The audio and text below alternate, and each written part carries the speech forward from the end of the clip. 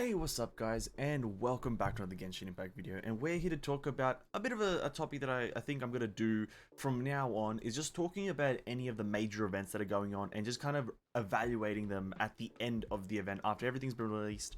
I'm just going to evaluate events, and compare them to other events that have been really good in the past, and also, you know, point out a few flaws, a few things they could have done better, and also point out a few things that they've actually done pretty well. And so to start off this small kind of weird series, we're going to start off with the current event, which is the Moonlight Merriment Event. If you come over to the event menu here, you're going to be greeted with this one, which is quite a good event. You know, overall thoughts quite good. Nothing really in the grand scheme of things to complain about. But let's break it down. Let's break down what this event is, and what you have to do for it, and was it rewarding enough? So, going into the first part of the event, which is the Moon Chase Tales, this is quite a simple part. It's just a bunch of quests that you do. Nothing really too amazing there. It's just kind of the lore and the story behind the actual event itself. So, nothing really to complain about here. You could get a bunch of primos, so you got 60 per in these two parts, so that's 120. And then you got 30 for each of these down here, so that's a total of what's that? I can't do maths. 120, 180, 210 primo gems just from this whole 5 quests. Very simple. These bottom 3 here are cooking quests with a cloud retainer, so very easy. And these top 2 quests here have a bit of story behind them with the whole Guoba stuff. If you want to see the Guoba cinematic, I have it up on my channel and my live reaction to it. But yeah, it's a pretty good part, I'd say, because it's a 3-part event. This first part being just a bunch of quests with a few primo gems with it, and obviously you get 3 different recipes here at the bottom. This is quite a good part. I did enjoy doing this, especially the quests to do with the main story, or to do with the story itself, was quite good. And the cool little mini game that you play with Cloud Retainer, where you have to manage the temperatures on the different dishes, that was also quite a cool event. I did quite enjoy that, and I thought it was quite unique. So I'd say this was quite a good part. Now moving on to the Moonlight Seeker event, which is obviously the second part of this whole 3-part event thing. Going on to the Moonlight Seeker, this one wasn't that great. And let me be 100% honest here, I did not enjoy this in any way. It was quite rewarding, you know. So the general premise of this part of the event was you had to go out in the open world where these 3 locations were. So Path of Stalwart Stone, Gentle Breeze, and Austere Forest, or sorry, Austere Frost. That was in different parts of the world. So one of them was in the eastern, or sorry, western part of Leeway, down over here in the what's it called? The Stone Forest. One of them was there. The other one was where was it again? The other one was in the Starfell Lake area up here, and then the other one was in the northern part of Dragonspine. And the general premise was you had to go to those areas and collect Moon Chase charms, which is this green item here, and you also had to collect Moon Chase chests. Now in the grand scheme of things, it's not that bad, because all you're doing is walking around the map, exploring, collecting chests, and picking up items and charms and whatnot. But when you really look at it, it's kind of just like collecting Electroculuses and Animoculuses and all that stuff. So it can be quite tedious and repetitive and whatnot. And so that's one thing that makes it really bad, is that it just feels like a task. It feels like literally a chore to do this, because, well, these are in obscure locations. They are annoying to like look for and find. But setting that aside, the whole tedious part about it, the more annoying part is that it didn't feel informative enough. So what I mean by that is, getting the charms, which is the green item here, that was quite simple. You look around the area, you see it floating in the sky, you go and get it, and as you get closer to it, it appears on the map. And so that was quite good. So you would be able to easily find all the charms without looking for external sources. So I didn't have to go to the interactive map to look for it. I didn't have to go to other YouTube videos to look for it, or other, you know, get more information from different YouTubers. But for the chests, that if you found all the chests without using any external sources, well, congratulations, you have all the time in the day. You have infinite amounts of time to play this game. Because that's how it felt. Finding the chests, they're hidden in bushes, they're hidden in rocks, they're behind trees, they're in walls, they're in the weird corners of the world. It just didn't feel good. And to top it off, they don't appear on the map when you get close to them. Now, you might say, well then, just wait a day, go talk to the person in Leeway, and they'll mark the locations for you again. Yeah, but no, I should be able to just go in there, and without try-harding and sweating, I should be able to find all of them relatively easily, as long as I, put my mind to it. I shouldn't have to sit here calculating arithmetics and finding the Pythagoras theorem of the whole quadrilateral to find 3 chests.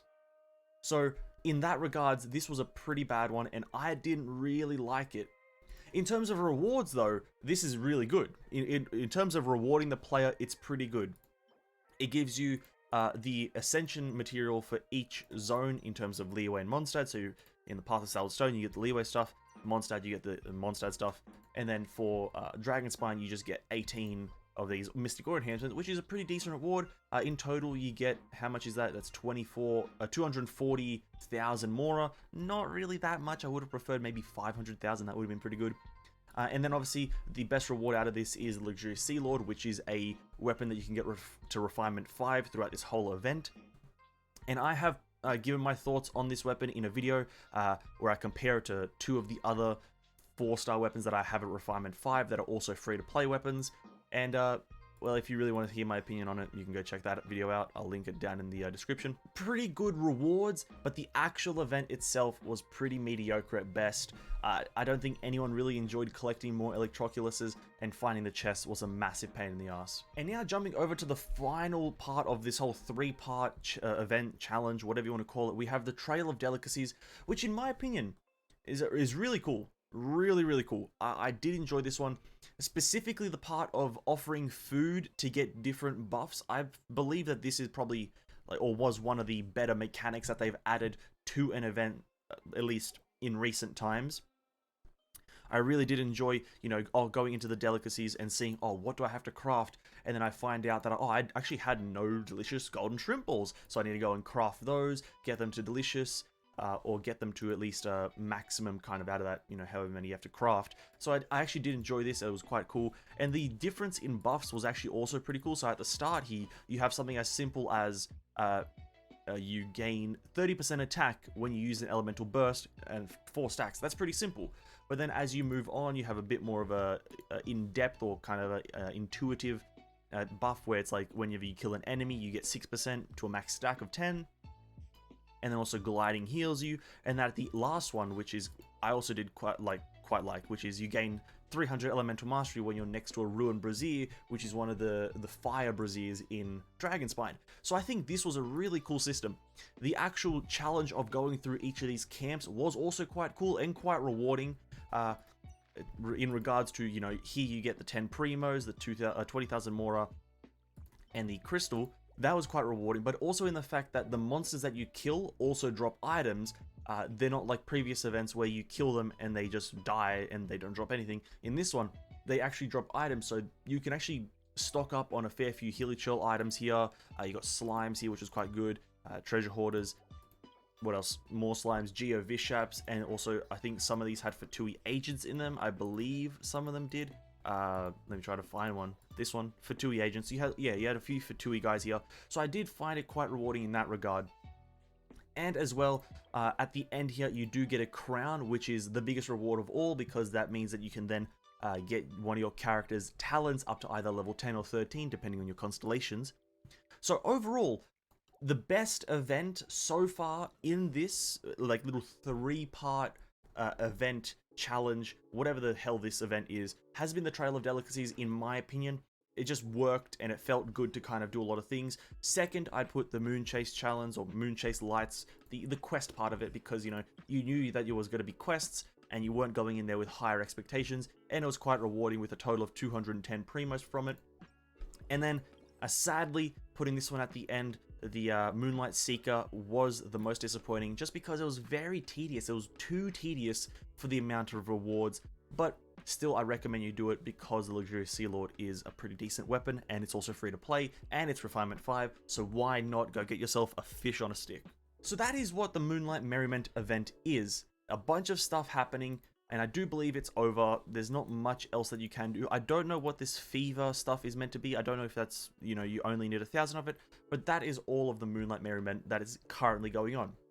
Now, the next part of this video is going to be me comparing this to an event that's similar to it. Let's go back 8 or so months to the release of Zhao, the character, the Animosphere user. And during his release, there was an event called the Zhao Lantern Festival. Now, that event is kind of the comparison that you can do with this, because it's another Leeway event, tick 1, and it's another kind of festival event. So we're going to compare it to that. And in terms of, let's talk about uniqueness, the Moonlight Merriment takes the cake. The Moonlight Merriment event has so many more unique things.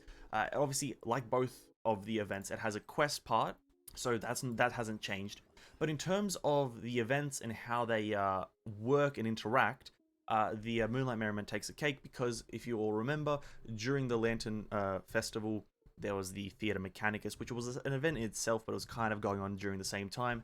But the Lantern Festival had where you had to, this is hard to describe, pardon me, but you had to kind of like shift a picture to make a picture, or shift the different shapes to make a picture, and then that told you where treasure was. I feel like that was then later expanded into the Moonlight Seeker event. I feel like that's where they took the inspiration from. So I think in terms of quality of challenges, the Moonlight Merriment takes the cake in terms of challenge design.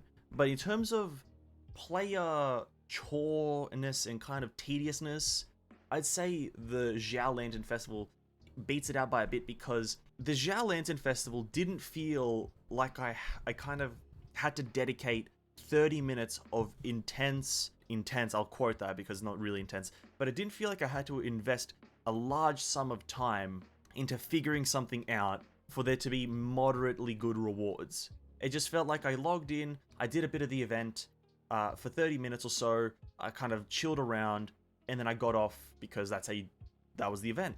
Whilst with this, you have to really buckle down and be like, okay, where are the charms? Where are the chests? Okay, they're over here? Okay, cool. Oh, I missed one. Oh no, I'm at 93%. Oh, what do I do now? Now you have to go to all the different spawn locations again and figure out which one you've missed or something like that. So I think it was really tedious in that regards, and that's where I think the Zhao Lantern Festival wins, because when you were informed about everything, you knew where everything was, and you just had to go and do it, and it's the experience of doing it that the event was giving you, not the task of figuring out how to do it. And so that I can't really say which event was better. In terms of expansiveness, I guess the Moonlight Merriment takes the win. But in terms of player friendliness, I think the Zhao Lantern Festival wins. Another event you can compare this to is the Windbloom Festival, in a sense, because they are both festival type events. But I'm not going to do that one, because the Windbloom Festival has been probably the best event in the game so far. And so it wins. But in a sense, still it is a festival type event. And the Windbloom Festival had like 3 different type of events. You had a music event, you had an enemy killing event, and then you had an archery event. And then this thing here, you have just a collection event. So you can kind of see a comparison there between event quality, and I don't really know what to think of that. I don't think the Moonlight Merriment lives up to what I expected it to be. I was expecting a fair bit more player interaction instead of just a tedious task to do for like 30 minutes where you have to like put in a massive amount of focus, and then if you mess it up slightly, you kind of are bummed out because now you have to go backtrack and then go to different locations, and you're like just sitting there stressing over missing one charm. Yeah, that's the Moonlight Merriment event. I don't know, guys. I don't know. I think the Moonlight Merriment could have been a lot better than what it is. But in terms of rewards, it was pretty good. We got a crown, we got a weapon, we got a bunch of primos. Overall, for rewards, it's pretty good. For player interactiveness and player enjoyment, pretty low. But I don't know. Tell me what you guys think. I want to hear from you guys in the comments. Did you enjoy it? Do you like the rewards? Do you like the Luxurious Sea Lord? Who are you going to use your crown on? Because my crown is personally going to go to a 4-star character. Which one? I don't know. But yeah, tell me down in the comments. Also, hit the like button if you enjoyed the video. And also consider subscribing down below to support me and my endeavors in the YouTube world. Remember to also ring that bell, ring that bell, speak English, ring that bell to be notified of when I upload next. Have an amazing day, guys, and I'll see you in the next one. Peace out.